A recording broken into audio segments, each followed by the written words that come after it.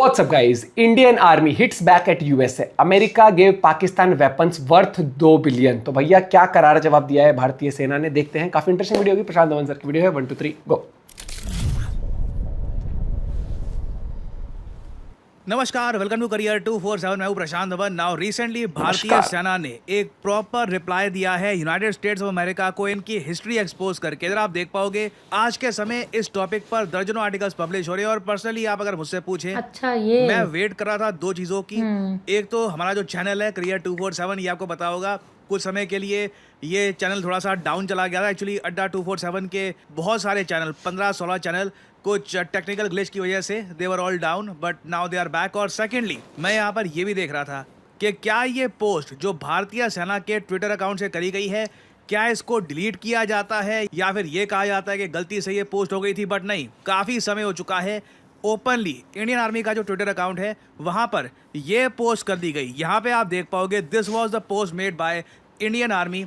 ये एक newspaper cutout है जिसकी हेडलाइन ये कहती है कि यूनाइटेड स्टेट्स ने $2 बिलियन के वेपन्स शिप किए हैं पाकिस्तान को सिंस 1954। और अगर यहाँ पे आप ये सोच रहे हैं कि ये जो ट्वीट क्यों करी गई थी, देखो वैसे हमारे आर्मी का जो ईस्टर्न कमांड है उनका ट्विटर हैंडल काफ़ी बार नो फैक्ट्स के हैशटैग के अंडर काफ़ी सारे इस टाइप के जो फैक्ट्स है वॉर रिलेटेड ये शेयर करता रहता है, मगर टाइमिंग मैटर करती है। ये बात आज भी कई इंडियंस को पता नहीं है कि 1971 इंडिया पाकिस्तान वॉर में किस हद तक यूनाइटेड स्टेट्स ऑफ अमेरिका ने पाकिस्तान की हेल्प करी थी। बिल्कुल एक बार को यूएसए ने ये भी डिसाइड कर लिया था कि ये इंडिया को अटैक कर देंगे ताकि बांग्लादेश एज ए कंट्री ना बने। बीच में उस वक्त यूएसएसआर आ गया था, सोवियत यूनियन ने यूएस नेवी को कट ऑफ कर दिया ताकि इंडिया पे अटैक ना कर पाए। मगर उसके पहले भी आप अगर जाओगे ना, 1954 से लेकर 1971 तक $2 बिलियन, जो एक ह्यूमंगस अमाउंट है, आज भी $2 बिलियन के हथियार आप किसी देश को दे दीजिए,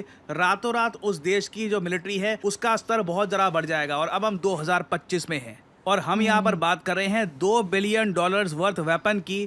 आज से 60-70 साल पहले उस वक्त यूएसए ने पाकिस्तान को टैंक्स, फाइटर जेट्स, दुनिया भर की आर्टिलरी, ये सब पकड़ा दिए थे और पाकिस्तान ने यही वेपन्स यूज़ किए थे अगेंस्ट इंडिया।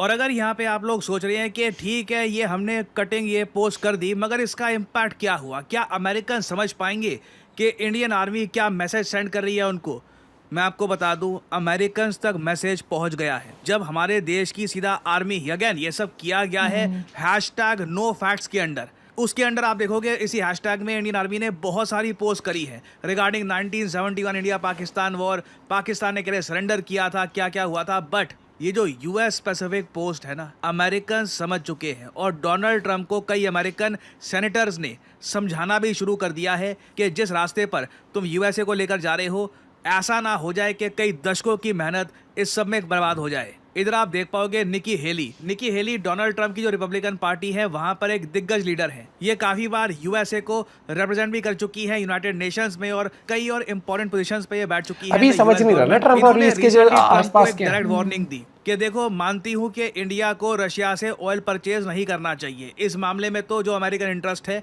चाहे डेमोक्रेट और रिपब्लिकन हो, सब लोग एक ही बात बोलेंगे।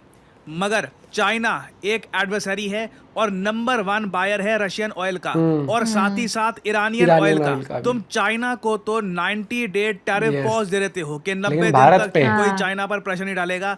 वेरास इंडिया पर आप इतना जरा प्रेशर डाल रहे हो। इंडिया जैसे इंपॉर्टेंट स्ट्रॉन्ग एलाई, ये वर्ड इन्होंने यहाँ पर यूज किया है। चाइना वैसा इंडिया एक ना सिर्फ एक एलाई है, एक एलाई होता है एक जियोपॉलिटिकल टर्म्स में मित्र मुल्क देश जो आपके साथ खड़ा रहे। India is a strong ally, एक ताकतवर एलाई है। उनके साथ जो रिलेशनशिप है यूएसए का, इस तरीके से इसको जला मत दो, इससे यूएसए का लॉन्ग टर्म में लॉस होगा। और ये आई थिंक हम एक पहला एग्जांपल देख रहे हैं जब famous American politicians Donald Trump को ओपनली कह रहे हैं कि यूएस फॉरेन पॉलिसी को किस दिशा में लेकर जा रहे हो। चाइना को पास दे दिया है कि चाइना जो मर्जी करना है करे, और इंडिया जो एक क्वाड मेंबर है उनके साथ रिलेशन खराब कर रहे हो। और यहाँ पे मुझको ये भी ऐड करना पड़ेगा, ऐसा नहीं है कि बाकी जो क्वाड मेंबर्स हैं वो भी इस वक्त खुश हैं।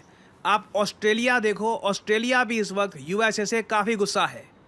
इधर आप देख पाओगे article United states study centre का, ये वैसे ऑस्ट्रेलियन मीडिया ने भी काफ़ी कवर किया है। यूएसए के कुछ ऑफिशियल्स थे, इनको ऑस्ट्रेलिया के साथ डिफेंस के इशू को लेकर बातचीत करनी थी। ट्रंप एडमिनिस्ट्रेशन का फ़ोन आता है वो लोग कहते हैं कि ऑस्ट्रेलिया के साथ डिफेंस के मामले में बातचीत अमेरिका फर्स्ट के हिसाब से सही नहीं है। अब अमेरिका फर्स्ट के हिसाब से सही नहीं है, सारी मीटिंग कैंसिल हो गई। और ऑस्ट्रेलिया आप देखोगे उनके जर्नलिस्ट आज के समय व्हाइट हाउस के कॉरेस्पॉन्डेंट से पूछ रहे हैं कि हमारा पीएम आपके प्रेसिडेंट से बात तक नहीं कर पा रहा, क्या ये तरीका होता है एक एलआई के साथ डील करने का? तो अगेन जो आज के समय ट्रम्प कर रहे हैं, it will damage India US relations a lot. Recently एक चाइना के जियोपॉलिटिकल एक्सपर्ट ने ये भी कहा है कि जो यूएसए ने जापान के साथ किया था एक टाइम पर कंटेनमेंट स्ट्रेटजी के अंडर, सेम काम भारत के साथ होगा। बाय द वे, वैसे इस टॉपिक पर आप अगर एक डेडिकेटेड वीडियो चाहते हैं तो मुझे बताइएगा, बहुत इंटरेस्टिंग टॉपिक है। इसमें अलग से अगर हम जाएंगे ना, आपको एक जियोपॉलिटिकल कंटेक्स्ट का एक नया एस्पेक्ट पता लगेगा कि यूएस किस तरीके से अपने friends, quote and quote friends, allies, उनको भी काफ़ी बार चेक में रखता है ताकि वो हमेशा यूएसए के नीचे रहे, कभी जियोपॉलिटिकली यूएसए के इंटरेस्ट के आगे उनके इंटरेस्ट ना जाएं। अब क्वेश्चन यहाँ पर यह आता है कि जो काम यूएसए ने जापान के साथ कर दिया था, क्या वही ये इंडिया के साथ कर पाएंगे? बाय द वे, वैसे मैं आपको ये बता दूं, भारत के national security adviser Ajit Doval ये ऑलरेडी इस वक्त रशिया पहुंच चुके हैं। मैंने इस पर वीडियो बनाई थी कि जयशंकर साहब, डोभाल साहब, ये दोनों जाएंगे रशिया में। और यहाँ पे आप देख पाओगे ट्रम्प की जो ये ट्वीट थी ना कि इंडिया बहुत सारा ऑयल परचेज कर रहा है रशिया से और यूक्रेन में लोग मर रहे हैं, उनकी इनको कोई परवाह नहीं है और इस वजह से मैं भारत पे जो टैरिफ लगाए हैं ये और ज़्यादा बढ़ा दूंगा। इसको लेकर ट्रंप ने अभी तक फॉर द टाइम बीइंग कोई कार्रवाई करी नहीं है। इन्होंने कहा था कि 24 घंटे में, बाद में इनकी वीडियो सामने आई थी कि इन 24 hours I will hit India with additional tariffs. वो टैरिफ्स अभी तक लगे नहीं है। ये इधर यहाँ पे आप लोग सुन पाओगे, ये ट्रंप की आवाज़ है। With India, what people don't like to say about India, they're the highest tariff nation. They have the highest tariff of anybody. We do very, very little business with India because their tariffs are so high. So India has not been a good trading partner because they do a lot of business with us, but we don't do business with them. So we settled on 25%, but I think I'm going to raise that very substantially over the next 24 hours because they're buying Russian oil, they're fueling the war machine, and if they're going to do that, then I'm not going to be happy. Okay, so he is not going to be happy. ये Trump ने बात बोल दी है, but मुझे लगता नहीं है कि ज़्यादा स्कोप यहाँ पर है ट्रंप के पास ये टैरिफ्स बढ़ाने का। और अगेन मैं यहाँ पर यही बोलूँगा, असली क्वेश्चन यही है यहाँ पर कि क्या ट्रंप फार्मास्यूटिकल जो एक्सपोर्ट्स हैं, दवाइयाँ जो दवाइयाँ भारत में बनती हैं, यूएसए में बेची जाती हैं, क्या उन पर टैरिफ लगाते हैं या नहीं लगाते? That will be a huge question. और अभी आने वाले समय में देखिए ट्रंप के डिसीजंस, इनकी ट्वीट्स बिल्कुल भारत को इम्पैक्ट करने वाली है। But at the same time I believe India ने जो सडनली ये विजिट का मूव चला है, जो डोभाल साहब गए हैं रशिया में, आई थिंक वहाँ पर भी आप अगर देखोगे एक बड़ी अनाउंसमेंट आ सकती है रिगार्डिंग इंडिया रशिया रिलेशंस, क्योंकि दोनों कंट्रीज को ही टारगेट किया जा रहा है। आपको ध्यान रखना होगा, ट्रंप स्पेसिफिकली सिर्फ इंडिया को टारगेट नहीं कर रहे, he is targeting both India. Russia की इकोनॉमी भी होगी ना अगर इंडिया लेगा नहीं तो। क्या दोनों कंट्रीज अलग हो जाएंगे या फिर दोनों की पार्टनरशिप और बढ़ने वाली है, ये देखना होगा। This will be very interesting to see. कुछ अपडेट्स आती हैं तो मैं आपके लिए अपडेटेड वीडियोस लाता रहूंगा।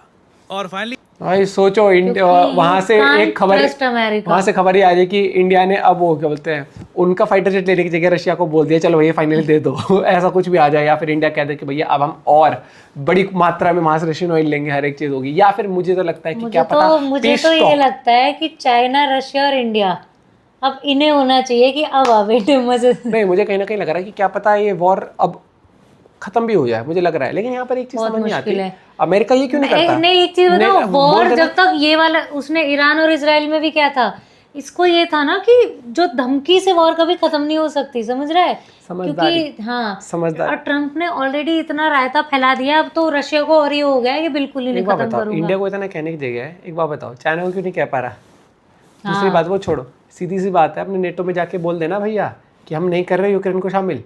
हुआ तो शुरुआत इन्हीं की वजह से हुई थी। हाँ, और इसी का ट्वीट था वो पुराना भी। और फिर जब तुम्हें तुम्हारी हिपोक्रेसी, वो दोगलापन दिखाया जाता है कि आप तो गैस ले रहे हो वहाँ से, आप तो मिनरल्स ले रहे हो वहाँ से, आप तो जैसे केमिकल्स बहुत सारे परचेज आज भी कर रहे हो, उसके उससे नहीं। सुन, रिपोर्टर ने कल या परसों ही पूछा है कि इंडिया ने बोला है कि आप तो अभी भी रशिया से वो चीज़ें खरीद रहे हो, आप उनको मना कर रहे हो, लेकिन आप ये चीज़ें जो इंडिया ने भी पूरा गवर्नमेंट ने डालता है ना, तो उसके बाद क्या होता, I don't know about that. I will have to check it.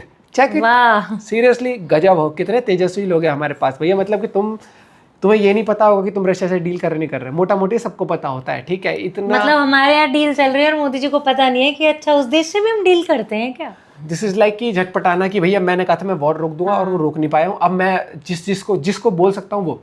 इनको हर पूरी दुनिया को नहीं लगता है इंडिया बहुत सीधा देश है, बहुत सीधा देश है, क्योंकि इंडिया बड़े बड़े नहीं करता, वो तरीके से जवाब देता है ये डिप्लोमेसी हर एक चीज़ इंडिया बहुत बड़े तरीके से कर रहा है। और अमेरिका ना चाहते हुए सुने वो सोचने समझने से ज़्यादा उसको ये चीज़ एक्सेप्ट करनी पड़ेगी कि दुनिया तेरे अराउंड नहीं घूम रही है। हाँ, नो डाउट आप सुपर पावर हो, नो डाउट डॉलर की आप वैल्यू बहुत आप लोग की है हर एक चीज़, लेकिन हमेशा जो वो होता है ना कि जो मैं वाली वो होती है, दुनिया उसके चारों तरफ नहीं घूमेगी और एक दिन आता है कि वो बेचारा मैं करता रह जाएगा, दुनिया आगे निकल जाएगी, ठीक है। सेल्फ एस्टीम हो गई है, सेल्फ एरोगेंस इतना नहीं होना चाहिए, बहुत ज़्यादा है इसमें, ईगोइस्टिक इतना नहीं होना चाहिए। आप अपना पॉइंट भी शेयर कर सकते हो, देखते हैं, बड़ा इंटरेस्टिंग रहेगा कि अजीत डोभाल सर और एच एस शंकर सर वहाँ गए हैं तो क्या डेवलपमेंट आती है। Bye bye, take care.